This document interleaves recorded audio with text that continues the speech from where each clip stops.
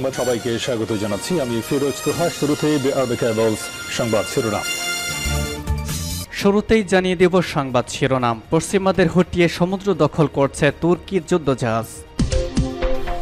এরপর জানাবো ভয়ঙ্কর ক্ষেপণাস্ত্র পেল ইয়েমেনিরা, বড় ঝুঁকিতে ইসরায়েল যুক্তরাষ্ট্র।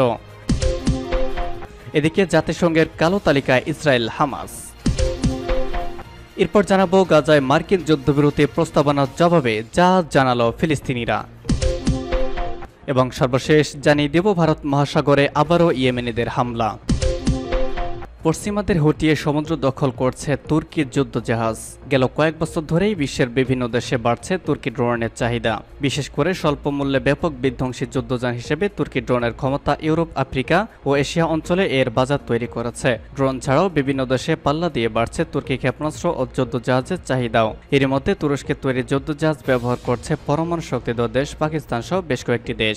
সেই ধারাবাহিকতা এবার তুরস্ক থেকে 3টি যুদ্ধজাহাজ ক্রয়ের সিদ্ধান্ত নিয়েছে রয়্যাল মালয়েশিয়ান নৌবাহিনী। তুর্কি সংবাদ মাধ্যম ডেইলি সাবা এক প্রতিবেদনে বলা হয়েছে, তুরস্ক থেকে নিজ নৌবাহিনীর জন্য 3টি করভেট সরবরাহের জন্য চুক্তি স্বাক্ষর করেছে মালয়েশিয়া। মালয় প্রতিরক্ষামন্ত্রী মোহাম্মদ খালিদ নোরদিন তুর্কি প্রতিরক্ষা সংস্থা এসটিএম দ্বারা নির্মিত এসব করভেট সংগ্রহের জন্য মালয়েশিয়ার স্বীকৃতির চিঠি তুর্কি কর্তৃপক্ষের কাছে হস্তান্তর করেছে। এক বিবৃতিতে এমনটা জানায় তুর্কি প্রেসিডেন্সি অব ডিফেন্স ইন্ডাস্ট্রিজ। আঙ্কারায় অনুষ্ঠিত এক আয়োজনে উপস্থিত থেকে তুর্কি প্রতিরক্ষা শিল্পের প্রেসিডেন্ট হালুক গোরগুন জানান, যুদ্ধজাহাজ ক্রয়ের এক চুক্তি দুই দেশের মধ্যে কৌশলগত সম্পর্কের মাত্রাকে একটি নতুন দুয়ারে নিয়ে যাবে।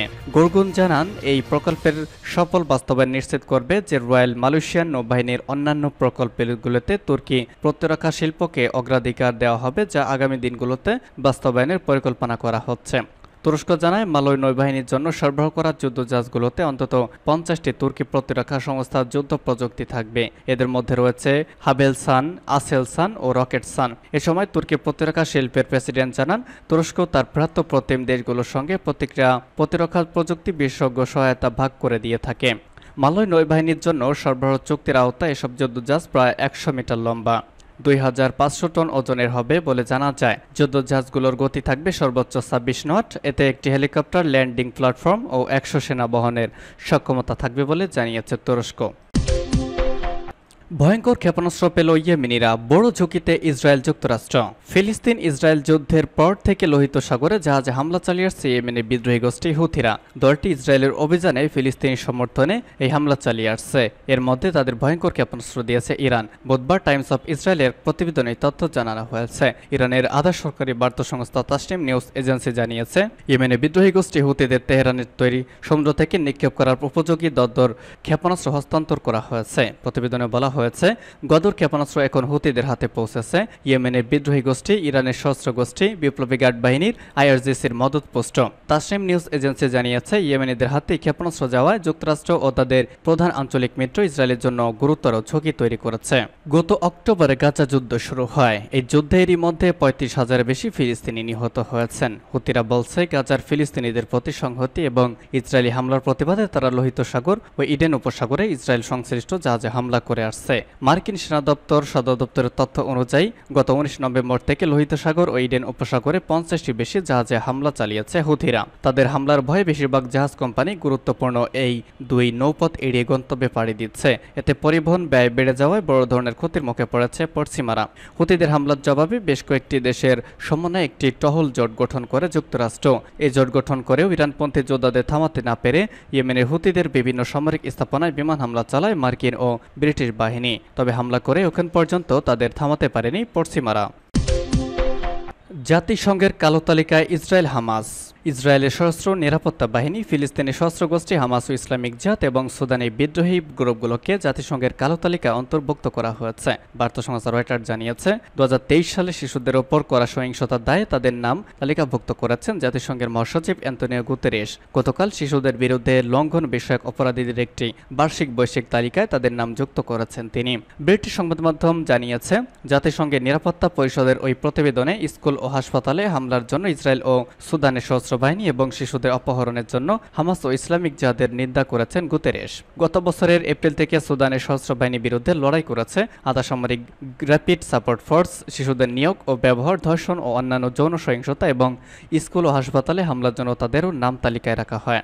শিশু ও সশস্ত্র সংঘাতের জন্য গুতেরেসের দূত ভার্জিনিয়া গাম্বা সংকলিত এই প্রতিবেদনে 6টি গুরুতর সহিংসতার কথা বলা হয়েছে। সেগুলো হলো হত্যা ও বিকলাঙ্গ করা, যৌন সহিংসতা, অপহরণ, শিশুদের নিয়োগ ও ব্যবহার, সাহায্যে প্রবেশে অস্বীকার এবং স্কুল ও হাসপাতালে হামলা। প্রতিবেদনটিতে বলা হয়েছে 2023 সালে সশস্ত্র সংঘাতে শিশুদের বিরুদ্ধে সহিংসতার মাত্রা চরম পর্যায়ে পৌঁছেছে। এর মধ্যে গুরুতর লঙ্ঘন বৃদ্ধি পেয়েছে 21%, আর হত্যা ও বিকলাঙ্গের ঘটনার সংখ্যা বিস্ময়করভাবে 35% বেড়েছে। প্রতিবেদনটিতে আরও বলা হয়েছে ইসরায়েল অধিকৃত ফিলিস্তিনি অঞ্চল, কঙ্গো গণতান্ত্রিক প্রজাতন্ত্র, মিয়ানমার, সোমালিয়া, নাইজেরিয়া এবং সুদানের সর্বোচ্চ সংখ্যক গুরুতর লঙ্ঘনের ঘটনা নিশ্চিত করা হয়েছে। ইউক্রেনের শিশুদের হত্যা ও বিকলাঙ্গ করা এবং স্কুল হাসপাতালে হামলার জন্য রুশ সশস্ত্র বাহিনী ও সহযোগী গোষ্ঠীগুলোকে গত বছর এই তালিকায় যুক্ত করা হয়। এবছরও গোষ্ঠীগুলো তাদের তালিকায় রয়ে গেছে। এ বিষয়ে মন্তব্যের অনুরোধ করা হলে রাশিয়ার জাতিসংঘ মিশন তাৎক্ষণিকভাবে সাড়া দেয়নি। তবে 2022 সালে ইউক্রেনে সর্বাত্মক হামলা চালানোর পর থেকেই বেসামরিক নাগরিকদের লক্ষ্যবস্তু করার অভিযোগ অস্বীকার করে আসছে মস্কো। গাজায় মার্কিন যুদ্ধবিরতি প্রস্তাবনার জবাবে যা বলছেন ফিলিস্তিনিরা। গাজায় যুদ্ধবিরতি ইস্যুতে জাতিসংঘের নিরাপত্তা পরিষদ একটি প্রস্তাবনা উত্থাপন করেছে যুক্তরাষ্ট্র। গত সোমবার এই প্রস্তাবনাটি উত্থাপন করা হয়েছে। মার্কিনদের উত্থাপন করা প্রস্তাবটির জবাব দিয়েছে ফিলিস্তিনি স্বাধীনতাকামীদের সংগঠন হামাস। এতে কিছু শর্ত আরোপ করেছে গোষ্ঠীটি। গতকাল কাতার ভিত্তিক সংবাদ মাধ্যম আল জাজিরার এক প্রতিবেদনের তথ্য জানানো হয়েছে। প্রতিবেদনে বলা হয়েছে রাতে মধ্যস্থতাকারী দেশগুলোর কাছে প্রস্তাবনার মূল্যায়ন জমা দিয়েছে হামাস। এতে করে বেশ কয়েকটি শর্ত আরোপ করেছে তারা। এতে বলা হয়েছে যুদ্ধবিরতির চুক্তিতে স্থায়ী যুদ্ধবিরতির তারিখ আগে নির্ধারণ করতে হবে। অস্থায়ী যুদ্ধবিরতির পর আলোচনার মাধ্যমে তারিখ নির্ধারণের সমস্ত গোষ্ঠীটি।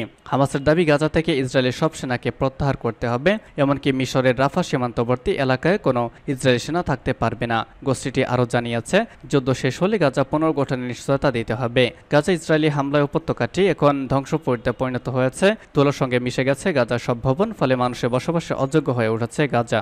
ইসরায়েল হাতে বন্দী ফিলিস্তিনিদের বিষয়ে শর্ত আরোপ করেছে হামাস। তারা জানিয়েছে ইসরায়েলি কারাগারে থাকা সব হাই প্রোফাইল বন্দীদের মুক্তি দিতে হবে। এক্ষেত্রে ইসরায়েল কোনো আপত্তি করতে পারবে না, অর্থাৎ হামাসের চাহিদা মতো যে কোনো বন্দীকে মুক্তি দিতে হবে।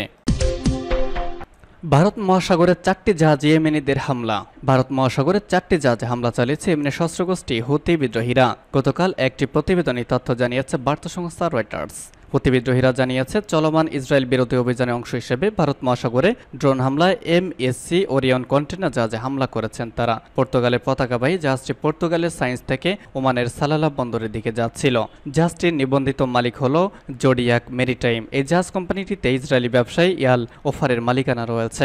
এছাড়া লোহিত সাগরে বাণিজ্যিক জাহাজে সাইক্লেটস এবং 2টি মার্কিন যুদ্ধ জাহাজে হামলা চালিয়েছে ইরানপন্থী গোষ্ঠীটি। গতকালই তথ্য জানিয়েছেন হুতিদের এক মুখপাত্র। গত অক্টোবরে গাজা যুদ্ধ শুরু হয়েছে। এই যুদ্ধে এরই মধ্যে 37,000 বেশি ফিলিস্তিনি নিহত হয়েছেন। হুতিরা বলছে গাজার ফিলিস্তিনিদের প্রতি সংহতি এবং ইসরায়েলি হামলার প্রতিবাদে তারা লোহিত সাগর ও ইডেন উপসাগরে ইসরায়েল সংশ্লিষ্ট জাহাজে হামলা করে আসছে।